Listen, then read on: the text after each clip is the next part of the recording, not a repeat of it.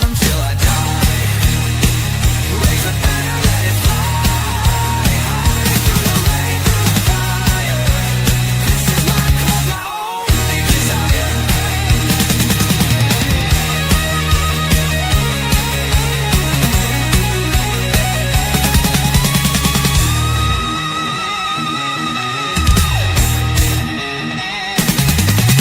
We're the ones who rise in the clash. Numbers running in a white shirt dash. History burns in the roaring crowd. Every game we scream it loud. I'm trying to stop them till I die. Raise the banner, let it fly. High through the rain, through the fire. This is my club, my only desire.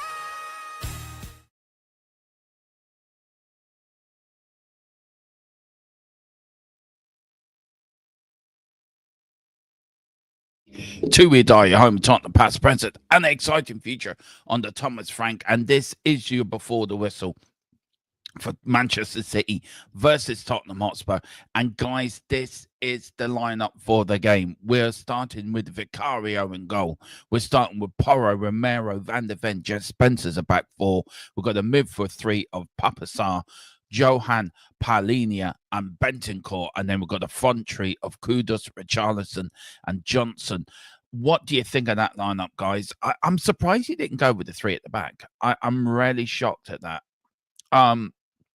If you're wanting to know about the substitutes, I will get them for you now. Just give us 2 minutes here, guys. And I will get you the subs for your minute. But how are we nervous about this game coming up? I'm not, actually. I think we can get a result up here today. Just me being delusional, as always. But no, I think we can. I think we can get a result. I think we can go up there and do something. We are Man City's bogey team. Let's not forget that. But the subs you wanted, guys, and the substitutions you shall get. So here is a substitution, and these are the subs. It is Danso, Tell, Gray, Burville. Luca's on the bench, which I think is a great shout. But Luca on the bench, Solanke's on the bench. Odegaard, who's got interest from Roma, by the way. Kinski and Ben Davis. So there are you line up, and there is your defense. Let me know what you think. Look, Man City's not easy to go with. You've got to keep Haaland quiet. But I think with the back four we do have, I think we will. I think Paulinia in there is going to sit as a 6 and just sit in front of the back four with the midfield 2 of Papa Sarr and Bentancur. I think Kudus. I think down the boat Johnson. Johnson today's got to put a shift in for me today. Johnson's the one for me. I think really does have to put a shift in and really does have to show what he's worth. I watched, I don't know if you guys have seen it. I watched a bit of the James Maddison video he put up last night of behind the scenes at Tottenham. And I was interested, right, to see what it's like behind the scenes. And you see a team that's tightly knit together, a team that is tightly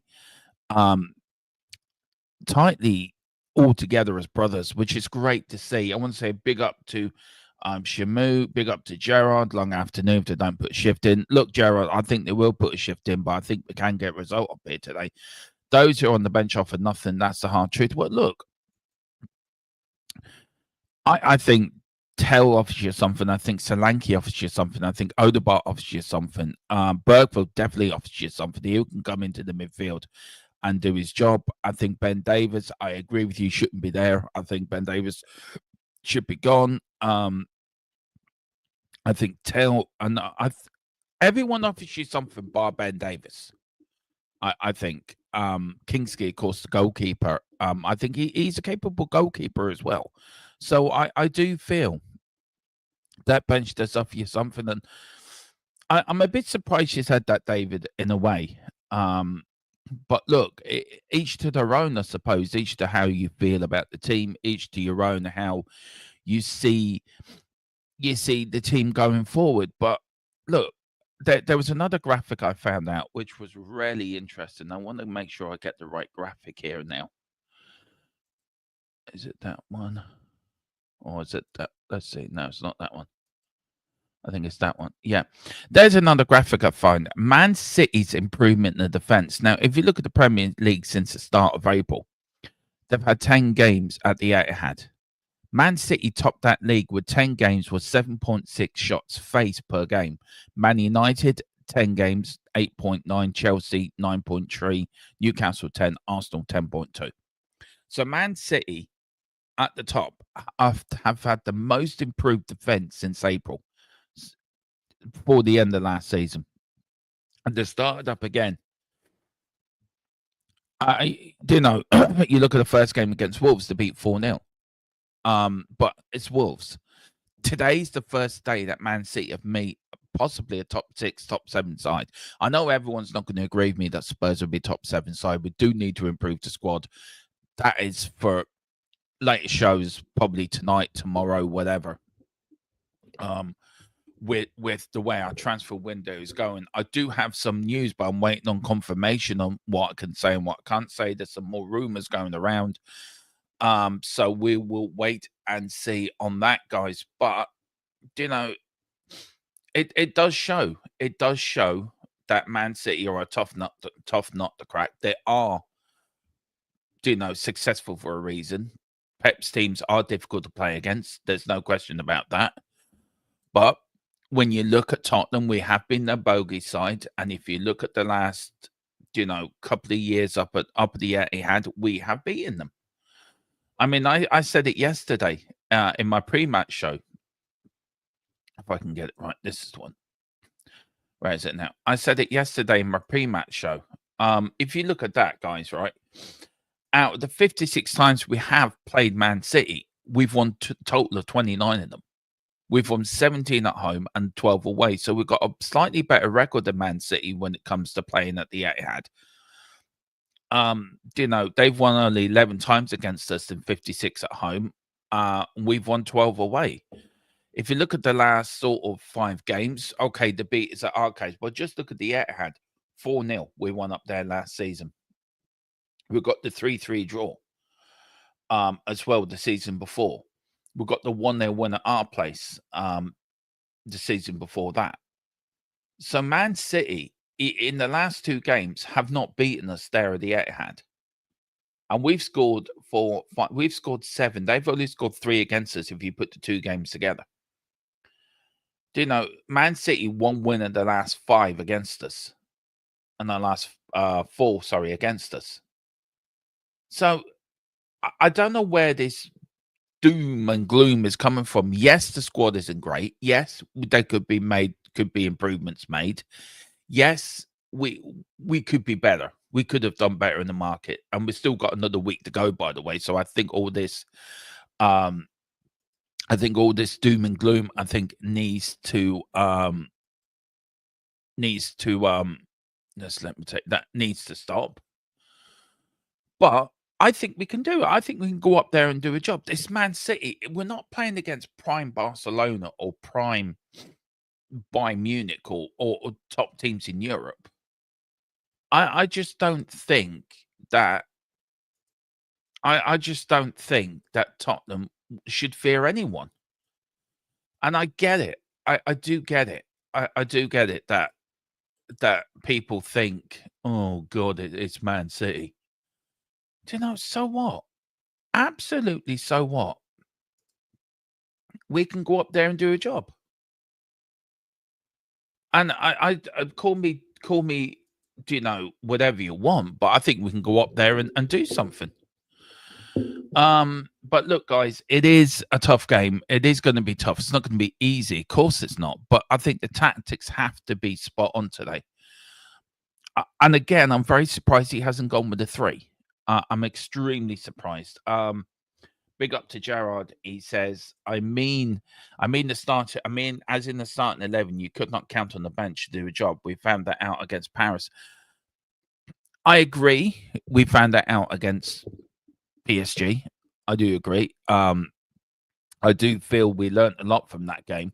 I think Thomas Frank learned a lot of that game. I feel Thomas Frank has, has gained something from that. But I do feel that he would take what he learned against Paris and put it into this game. And we're all going up to this game thinking, Jesus, oh my God, we're gonna lose. We're gonna lose. We're not. Who knows? We're gonna lose today or win. And I think we've got to be. I think we've got to be diplomatic in our response today. I think we've got to be positive with our team today. I think we do have to be positive.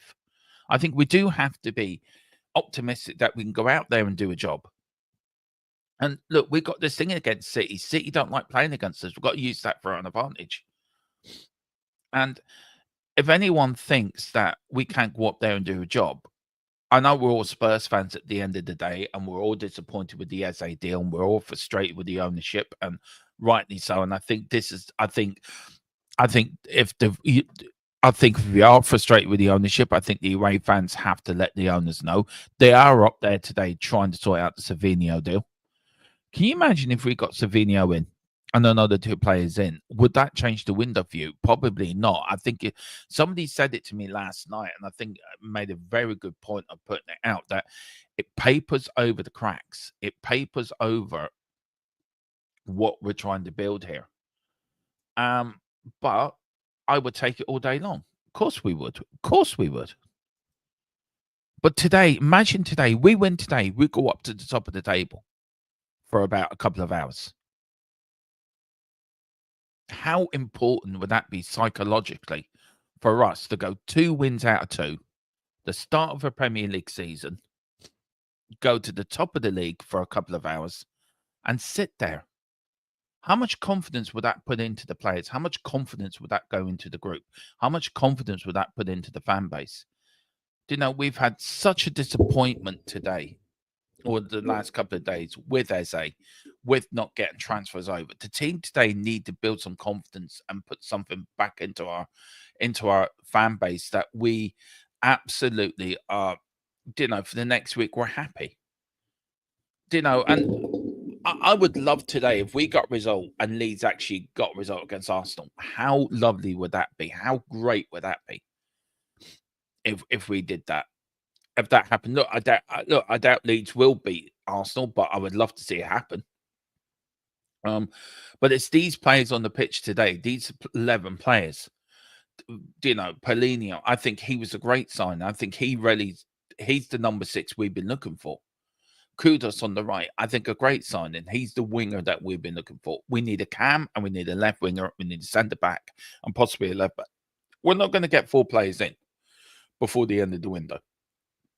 No hell chance that we can do that. So you have to prioritize. So where do you go? You go for a cam and you go for a left winger. You get that attacking side sorted, because I think defensively we can go on to January to get that sorted. But look, it's important today that we all get behind the team. Forget about how you feel about the ownership. Forget about how you feel about what's going on there. We've got to get behind the team 100%. For 90 minutes or 90 plus minutes, we have to get behind this Tottenham side to get a result today. And if we get a result today, how much confidence will that build in? We've got Bournemouth next week. We get a result today and get a result against Bournemouth for the first international break. How important will that be for us, for us and us, the team going forward? I look, I think this Man City team is going to be tested today, and I think it should be tested.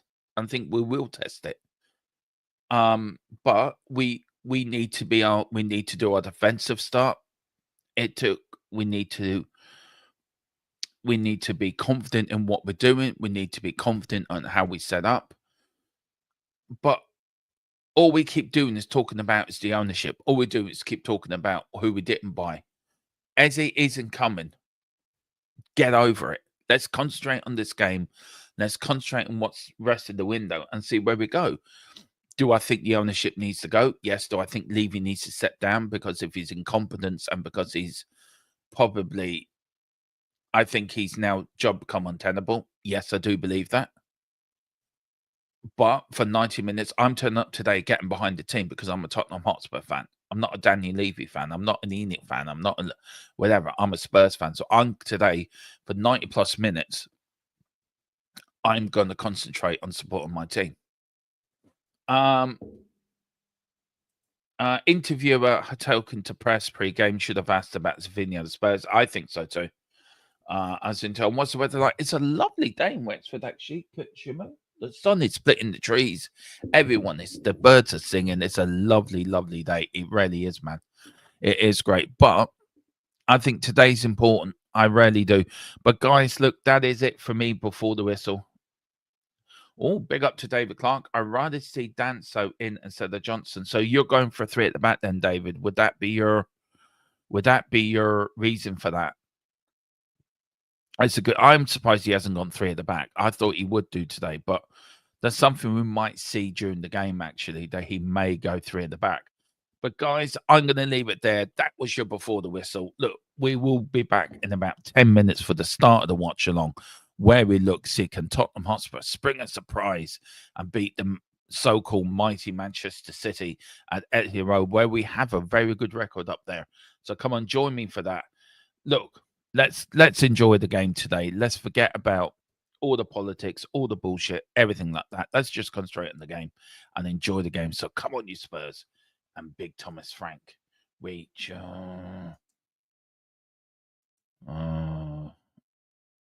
the outro? There we go. Big Thomas Frank, we trust. See you in 10. Eyes on the prize.